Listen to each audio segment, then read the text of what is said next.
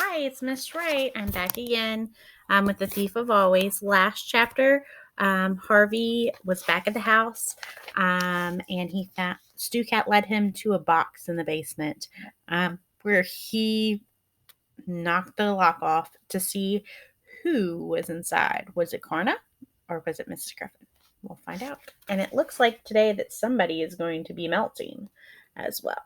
So we'll find out who that is. Chapter 18, The Bitter Truth. He almost shouted out loud, seeing the terrible state of that poor Miss Griffin. She was staring up at him with wide eyes, her hair pulled out in clawfuls, her face purple with bruises. A foul rag was stuffed into her mouth. Harvey carefully removed it, and she began to speak. Her voice was hoarse and was a hoarse whisper. "Thank you, my sweet, thank you," she said. "But oh, you should not have come back. It's too dangerous here." "Who did this to you?" "Chive and Rictus." "But he ordered it, didn't he?" Harvey said, helping her up. "Don't tell me he's dead, because I know that doesn't matter. Hood's here in the house, isn't he?" "Yes," she said, holding on to him as she climbed up out of the box. "Yes, he's here, but not in the way that you think." She began to weep. The tears clogged her words. "It's all right," Harvey said. "Everything's going to be all right." Her fingers went up to her face and touched the tears. I thought I'd never cry again," she said. "Look what you've done." "Oh, I'm sorry," said Harvey. "Oh, no, my sweet. Don't be sorry. It's wonderful." She smiled through the tears. "You've broken the curse on me." "What curse?" "Oh, it's a long story." "Well, I want to hear it." "Well, I was the first child who came to Hood's house. This was many, many years ago. I was 9 when I first walked in the front up the front path. I had ran away from home, you see." "But why?" "Well, my cats had died, and my father refused to buy me another. And what do you think Rictus gave me on the very first day I arrived?" "3 cats," said Harvey. "You were right. How you know exactly how this house works, don't you?" Harvey nodded. "It gives you whatever you think you want. And I wanted cats and a home and what?" "Another father." She shivered with fear, remembering the horror. "I met Hood that night. At least I heard his voice." Stucat came down to her feet, and she paused to stoop down and gather up the creature in her arms. "Where did you hear him?" "In the attic, at the top of the house. And he said to me, 'If you stay here forever and ever, you'll never die. You'll grow old, and you'll live until the end of time, and never weep again.'" "And that's what you wanted?" "It was stupid, I know, but yes, I did. I was afraid, you see. I was afraid to be put in the ground just like my cat." A new wave of tears came running down her face, and her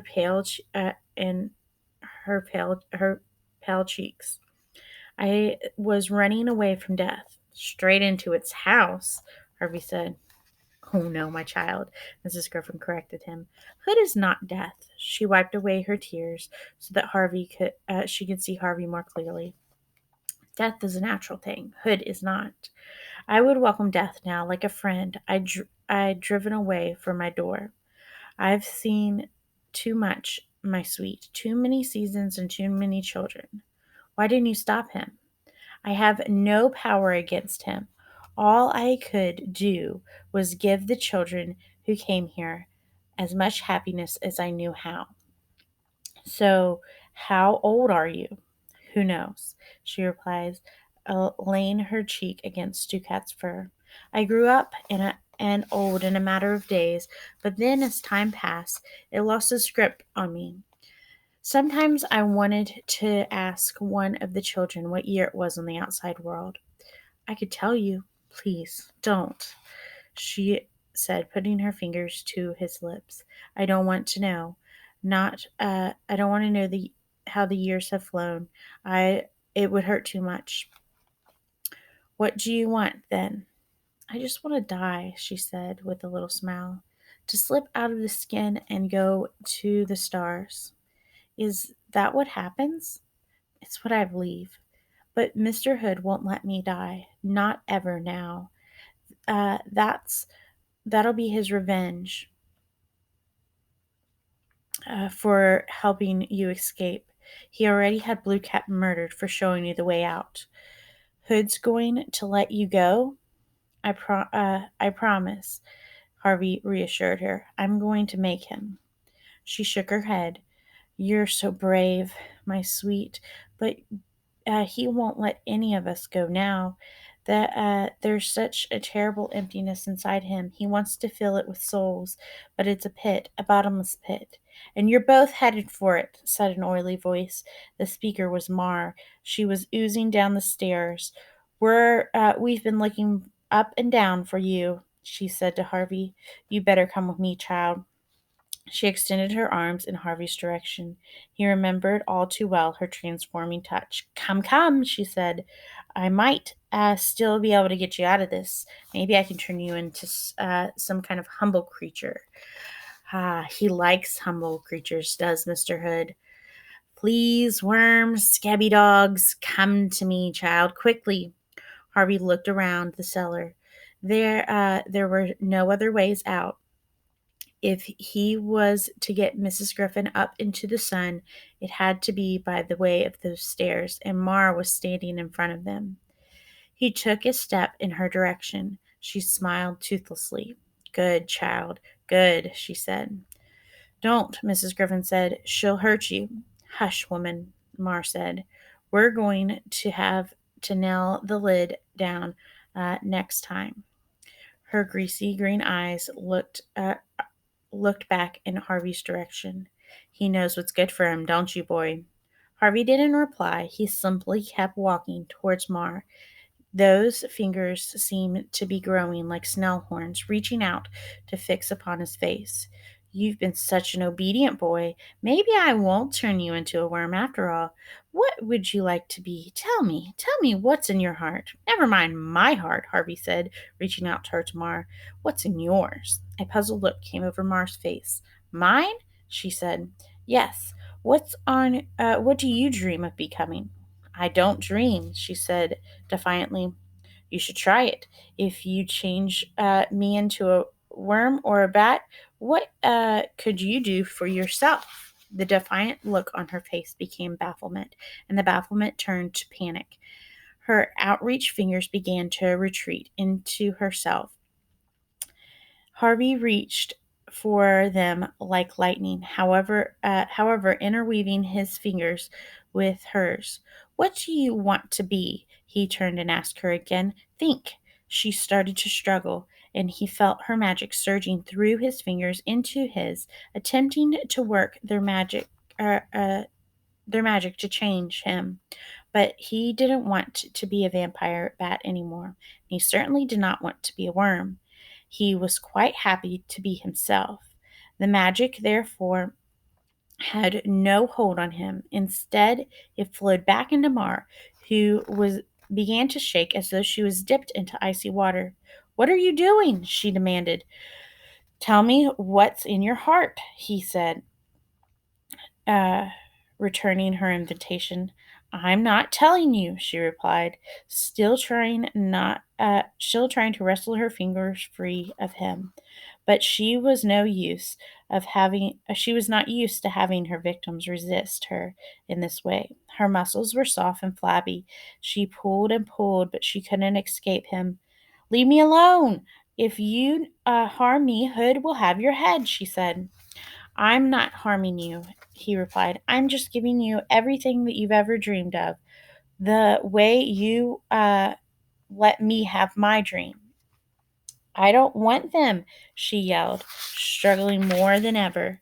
He wouldn't let her go. Instead, he drew closer to her, as if to wrap her up in his arms. She started to spit at him, great gobs of slime, but he wiped them from his face and kept approaching her. No, she began to mutter. No, but she couldn't keep the magic she'd intended for him from working. working on her own skin and bones. Her fat became too soft and ran like waxy melt or melting wax. Her body sagged in its ragged clothes, and a greenish goo began to pour out onto the floor. Oh, you horrible child!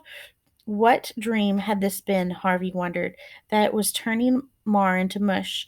She was growing smaller than all the time, and her clothes were drooping off of her body, sagging. Her voice became thin. It would only be moments before she disappeared altogether. What do you dream about? He asked her again. Mar's fingers ran away between his own like water. I dream of nothing, she replied, and that's what I've become. Nothing, she said again. She was she was no more than a dirty a puddle now, a puddle with a fading voice. Nothing. Then she was gone, destroyed by her own magic. You did it, Mrs. Griffin said. Child, you did it. One down and three to go, he said. Three. Rictus Jive and Hood himself. You've forgotten Karna. Is it still alive? Mrs. Griffin nodded. I'm afraid I've heard it shriek every night. It wants revenge. And I want my life back, Harvey said, taking her by the arm and escorting her to the bottom of the stairs. I'm going to get it, Mrs. Griffin. Whatever it takes, I'm going to get my life back. Mrs. Griffin glanced back at the heap of clothes that marked the place where Mar had vanished into the thin air. Maybe you can.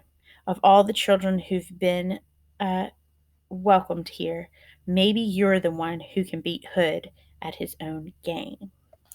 So, interesting. So, our melting figure from the beginning was Mar. He has defeated one of Hood's creatures, but can he defeat the rest of them? We'll find out after spring break. Hope you all have a great time. I'll see you all at 3.